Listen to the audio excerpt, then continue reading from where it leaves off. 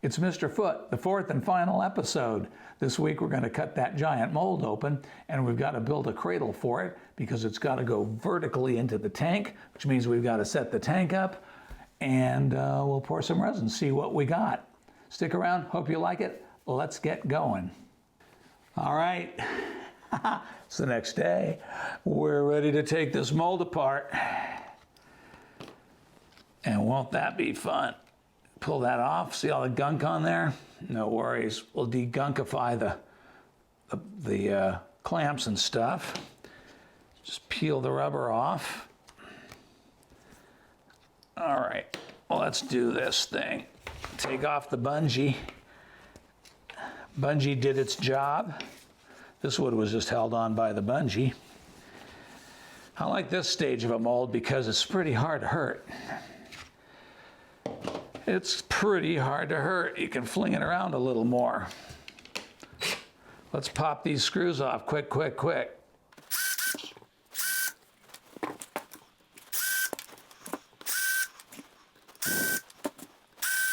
All right, last one.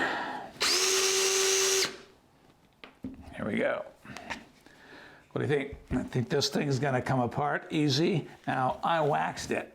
So I fully expect the beeswax will not let me down. The beeswax will do its job. Ta-da! Look at that, look at that, look at that beeswax do its job. Oh my God. Oh, it just pops apart. Oh, it's so beautiful. Look at that, look at that just peel off of there. No sticking whatsoever, it just peels right off. That's so glorious. Now let's see about this. Let's see how hard Mr. Foot stuck on there. Come on. The attachment, ooh, the attachment to Mr. Foot's pretty good. Because the only thing sticking this mold to the rubber is Mr. Foot. I've already broken the vacuum. I've already gotten all this stuff off. All right, here we go, here we go, here we go. Come on, baby, baby. Come on, Barbara. Come on. Do your thing. Do your thing. Yeah, it's that rod that I jammed down into Mr. Foot. It's holding things up. Come on. Well, I really jammed it in there. Mr. Foot's gonna lose a leg. Well, what can I tell you? What can I tell you, Foot? Yeah, wow, that really, really stuck that down. There you go. Sorry about the old Foot. One thing, I'm glad, you know, I'm glad I don't work for like a paleontological or anthropological museum where I'm dealing with 4,000-year-old priceless objects and I can't harm them in any way. That would be a whole nother kind of discipline. Look at that, despite my sealing job, I got some leakage of rubber under the feet, but we'll trim that off, no worries. Do a little trimming just to make the mold pretty.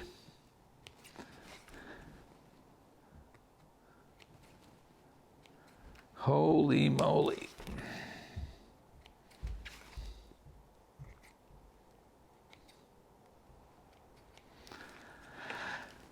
I'm not sure.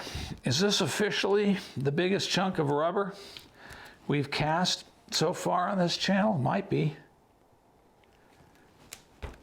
Maybe the weight base weighed more in rubber way back when. That was one of the very first of the viewer projects, Jacob's weight base. And that was a pretty good size object, but it was a blanket mold. So I know as a solid mold, this is the current record holder for size and weight. Oh, it's a lot of rubber. The bad news is it's a lot of rubber and it costs some money, this mold. The good news is that after Larry is done casting Mr. Foot's, he can use 100% of this rubber as chunkage for more rubber. He can recycle it, and it's a goodly amount of rubber that can be used. So very pleased with the way this mold looks. Did some damage to the arms taking it apart, did some damage to the body, but that's the way it goes. Okie dokie, let's cut this mold open. Here we go. It's a big old mold, so it's going to be a little bit strenuous, as it always is when cutting a large mold. A little bit strenuous to get it started, but it should cut well enough. We don't have, it's not a critical cut in any way. Just going to follow the side of the body down, and same with in between the legs.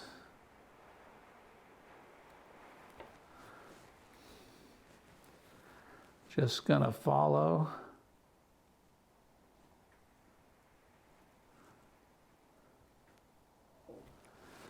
the side of the body down.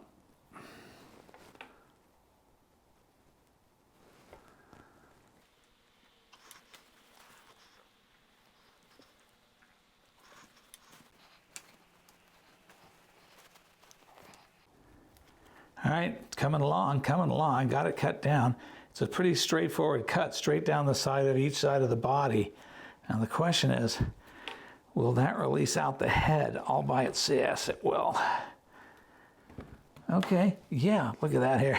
Woohoo, that is one hairy mold. Look at that mold. You talk about a hairy mold. Now it looks like we got it. Boy, there's some really, there's some things that are just going to tear off. I'm just going to break them off now because they're just going to tear off. But looks like we're okay otherwise. So now the other thing to cut, I've got to cut down to this sprue here, and I've got to know where I'm going to. Let me just follow it down. This is going to be a little bit tricky because I don't quite know where this sprue is. I gotta find it by cutting down it. I am finding it, but it's gonna be a challenge to get it down there. Very hard to see it. So I'm just gonna follow it down.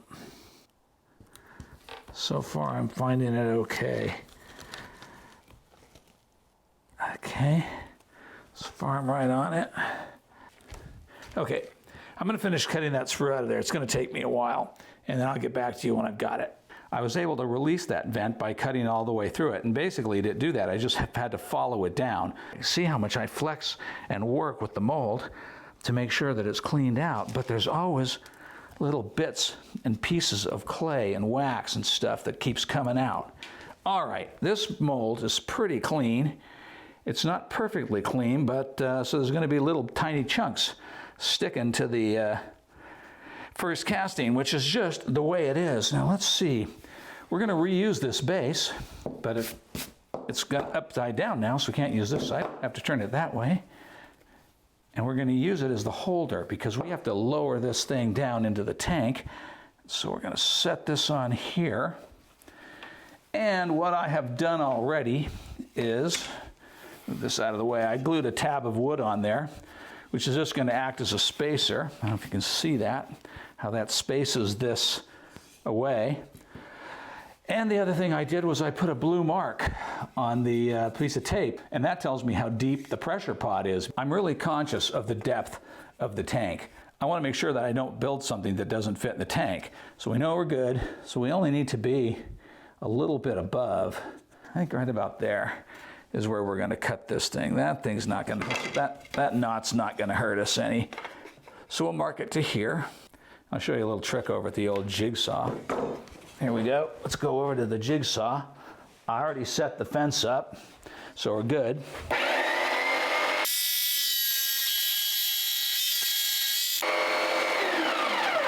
All right, so that's ripped. It's easy to handle.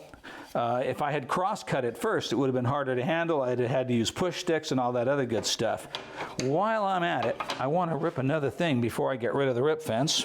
I do not have a lot of dowels in the shop, not in this shop anyway. Don't have my giant dowel collection here, so as you can see, I marked out what we're going to cut. I just want to cut this off of there. Well, let's do it.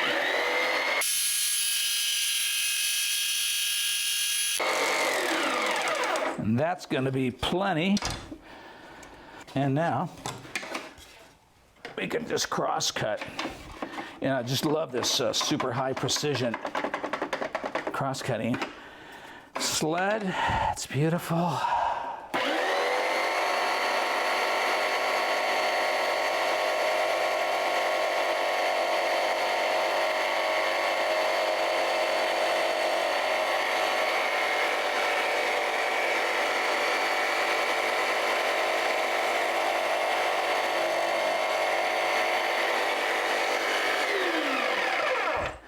This is the stick I want. This can become a stir stick, beautiful. And now we've got these. And this, gonna go like that, gonna go like that, and like that. Ooh, let's cut this off while we're doing it. One more cut. Beautiful. And this is gonna be our handy dandy handle. Gonna go like that. And this, as you will see, is going to go through there like that. So we have to drill some holes, have to assemble the whole thing. So let's get all that done, and then we are going to be ready to go. All right, let's see if we can assemble this boy. So let's take a stick, take a wand, put it where it belongs, which is right about there. I did not pre-drill this. I don't think I have to. Maybe I do. What if I pre-drill it a little bit anyway?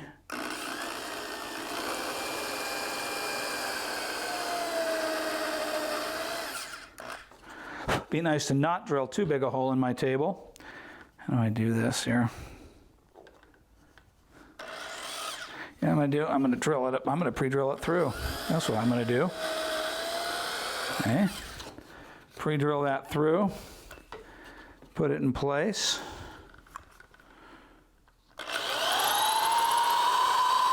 Pre-drill it. There you go. It wasn't elegant, but it worked. Take a screw.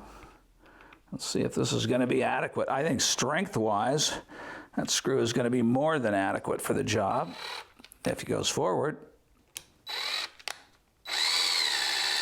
I got a really fun idea here, kids. Why don't I make my life easier? Sometimes I'm a little slow here, boys and girls.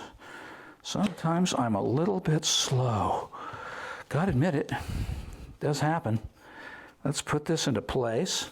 Okay, we're in there, and let's go.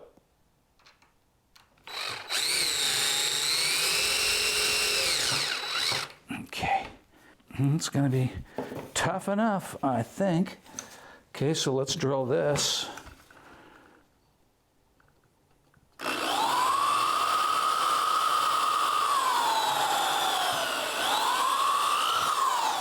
Okay, put it where it belongs, which is right about here.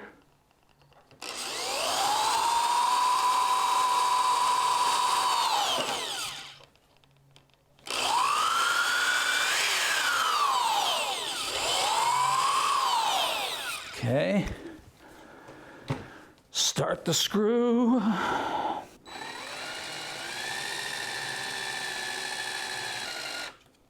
Question is going to be, is this thing going to remotely balance? Who knows?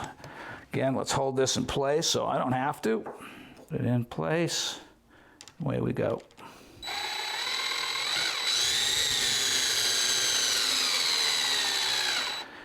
Nothing like clamps to provide the extra pair of hands you need when you need them. How does this fit? It fits like this. Fits like this, but this isn't the acid test. Oh yeah, there's gap. There's gappage. See, that probably won't hurt us any. So I took this Fred Flintstone looking object. It's just that strip I cut, and I rounded it over, and I cut this for comfort and glamour, like that. All right, ready? Is this gonna work? No, it is not. Boy, that is way not gonna work. All right. Even if I balance it, I now know it's not gonna help me. So what I'm gonna do is I'm just gonna put a brace on it. No big deal. Let's do some modification to this and let's get it done. All right, well, I struggled with this for a little while and got it going. And okay, you know, I admit it's a little Fred Flintstone looking. If you want to make comments about my craftsmanship, yeah, okay, I get it. It's okay, but here's the thing. It does its job, does it perfectly. In order to get it to balance, I just had to move the balance points a little bit, and then obviously I was hoping that the single pivot point would be enough friction on there that it wouldn't rock. No way, it was just too heavy a mold. So I had to put these little blocks of wood down there, which I did. That's all it was. So 3 screws on each side instead of 1, and the thing worked. And yeah, it's not a masterpiece of craftsmanship, but here's the thing. Here's what I want you to pay attention to. Do you see a parting line? Where's the parting line? Do you see a parting line on there? Let's see, where's the parting line? Oh, there's the parting line. Oh, here's the parting line. See it? So that's what I want you to pay attention to. Do you see a parting line up here? Oh, there's the parting line. So yeah, I fully admit that the craftsmanship of my base leaves something to be desired. And you guys can make fun of me all you want in the comments down below, because I don't care. What I care about is the quality and the craftsmanship of the parting lines. And that's where all the effort gets put. Because if you can make invisible parting lines, like right there, look at that parting line. That thing is beautiful. But hold on, what about all these vertical lines right here? What's going on with all those? Well, that's just where I wrapped the cardboard around the base. It crinkled. They're superficial. They don't telegraph down through the casting. They're meaningless. They don't matter. But what's going on with this? That is the parting line. And this is what you need to look out for. When you're putting the mold halves together and you're putting on your rubber bands, you want to make sure that the mold halves align perfectly. They're a little misaligned right here. So you want to push and prod and massage and tickle and get them so that they line up perfectly. Because if they line up perfectly on the outside of the mold, odds are they're going to line up perfectly against the casting inside. And this is what you want. You just want a tight, clean mold. Because if you have a mold that looks like this, you're going to get clean parting lines. And that's going to save you a ton of time down the line. We need to weigh out the resin for the body of Mr. Foot. And now the question is, how much resin are we going to need to make this casting? If you'll recall, previously we cast the arms. And that is a glorious thing because we have the arms, we can establish the ratio of the monster clay weight to the resin weight. So let's do that. Let's put the monster clay on there. Scale is tiered, beautiful. So let's weigh out the monster clay. 50, looking like 58-ish. Okay, so now we know what the monster clay weighs. What does the resin weigh? The resin is 55 and a couple, so the difference of 3 grams, so they're really close. Difference of 3 grams, what is that? That's about 6% difference, something like that. Okay, scale is still tiered. He's a heavy boy. Okay, I'm gonna guess. He's at least 300. Yeah, okay, he's 300. Ah, he's 400. 420. Oh, okay, so he's close to 400. 10, nope. Oh, he's really close to 400. Let's see. 400.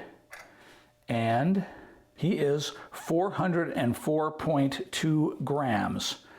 I'm going to call that 400 grams because here's why. We know this guy is 6% heavier than the casting. 6% of 400, well, 6% of 100 is 6, so times 4 is 24. So this casting is going to roughly weigh in at about 375 grams. But I'm going to mix extra. You know what? I'm just going to mix 400 grams and call it that. So let's go off, mix 400 grams, and get this mold poured. The A and the B, let's pour them together, and away we go.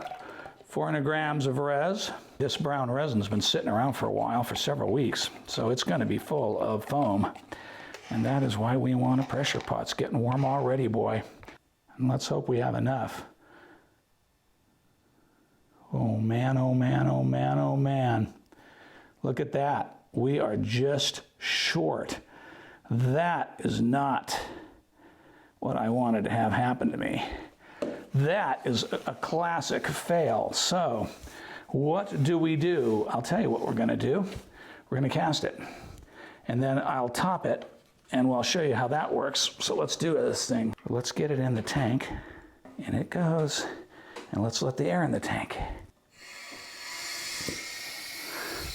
Compressor goes on, and we're good to go. I pulled the casting out of the tank, and boy, I didn't miss by much. That is not a heck of a lot of resin. So let's go ahead and mix up some resin. So let's see, what do we feel like? We're gonna mix up too much now and overfill. This scale is tiered for this cup. So let's go, well, let's see what a 50 batch feels like. Plenty of res.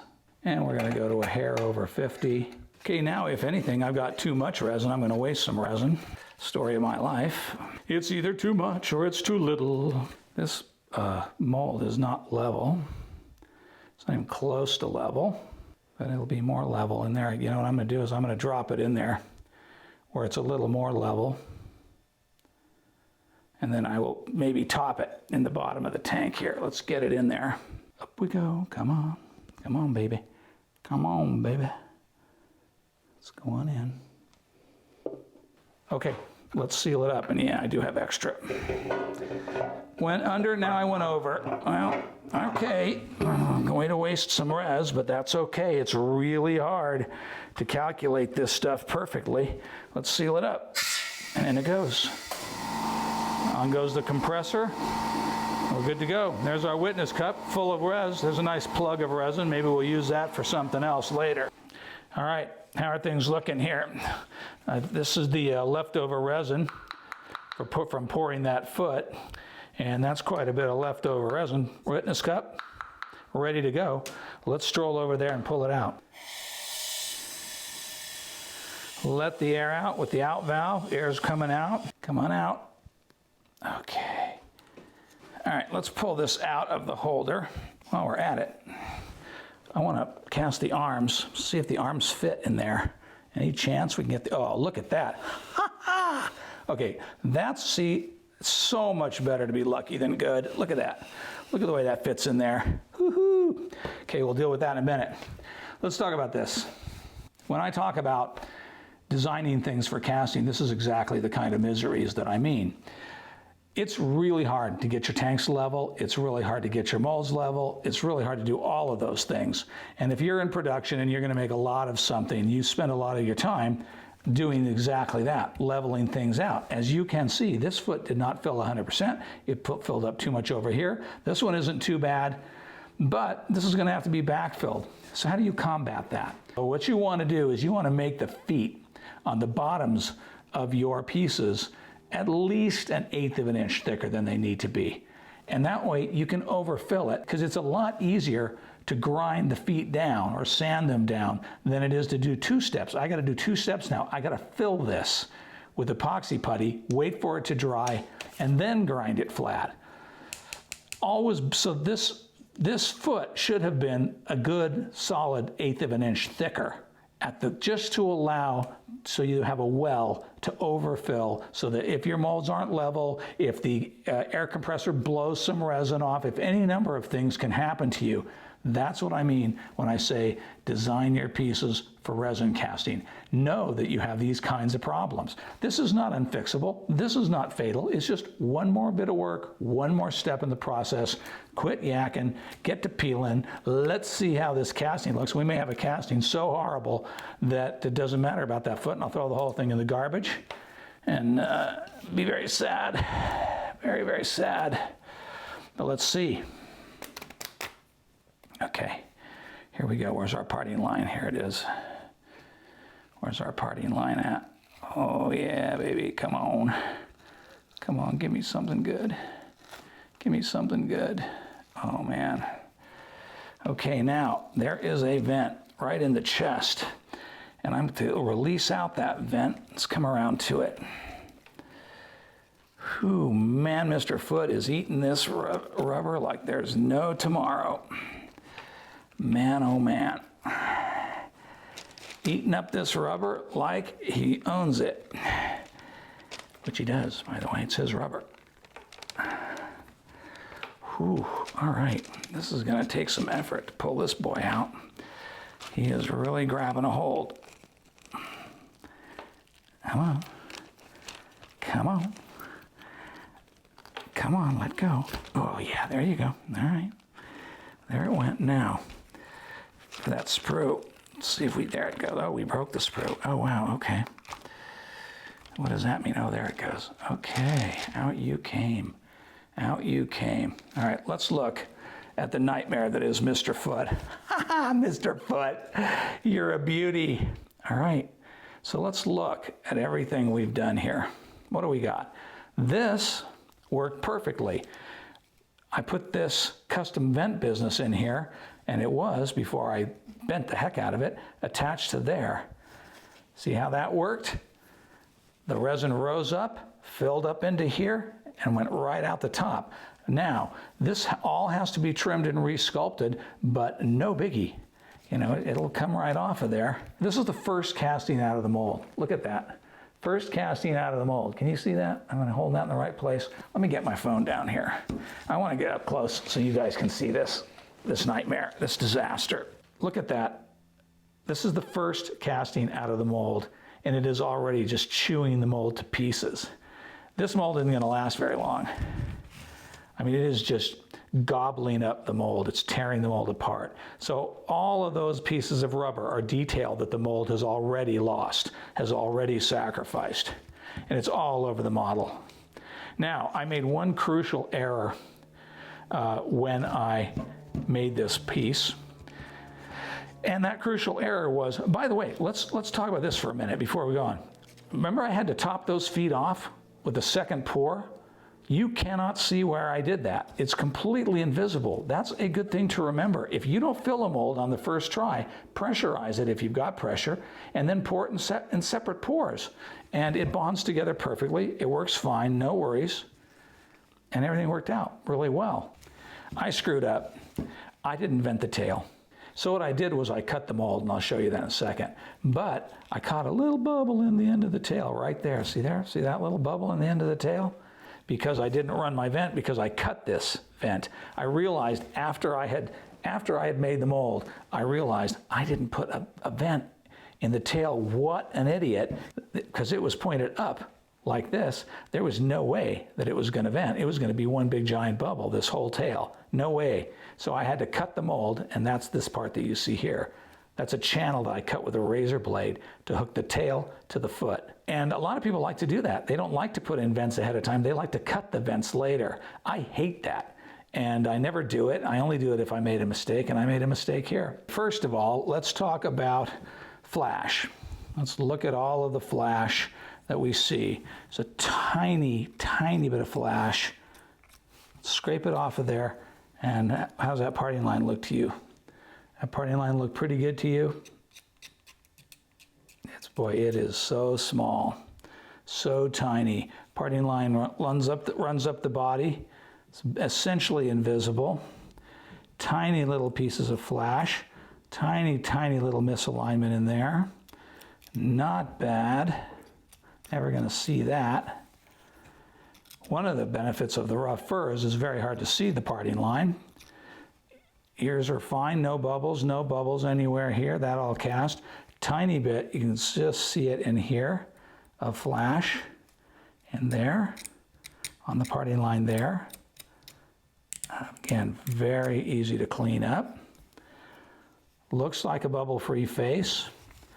This whole thing, chin flap thing, my blade is loose, will have to be carved off and resculpted. So I'm just gonna kind of cut it off right now.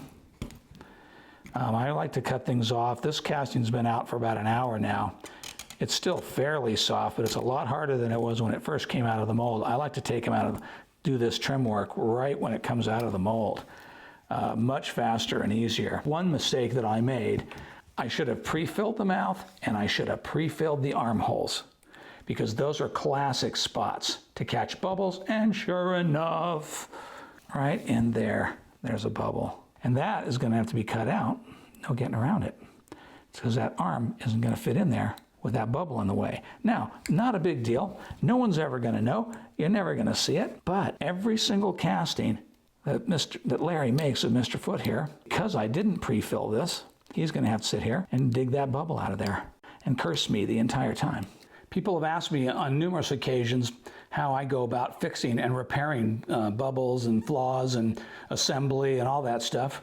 And it occurred to me that there was no better piece that we've done so far on the channel than old Mr. Foot here to talk about these issues. I glued this arm into the body with 5-minute epoxy and didn't show it on camera because there was nothing to it. I just simply glued it on. But this arm doesn't fit as well. It's got a little bit more gappage to deal with. So let's take some 5-minute epoxy, get a nice wad going of 5-minute epox. Almost always when you mix a resin of any kind, whether it's epoxy glue or urethane resin or anything else, when you mix it up, you mix it thoroughly, A and B, the two components together. Mix those thoroughly first before you add any fillers or additives or colorants or pigments or any other nonsense that you might be putting in there.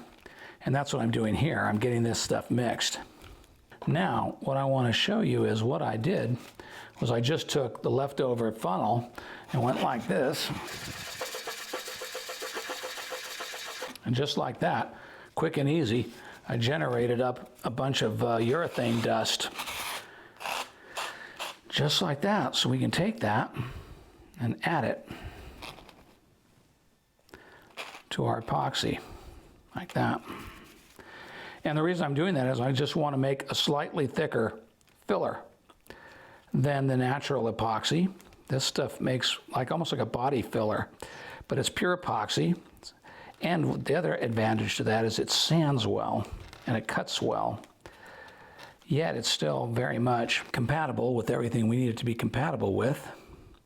So what we're going to do here is build it up on the edge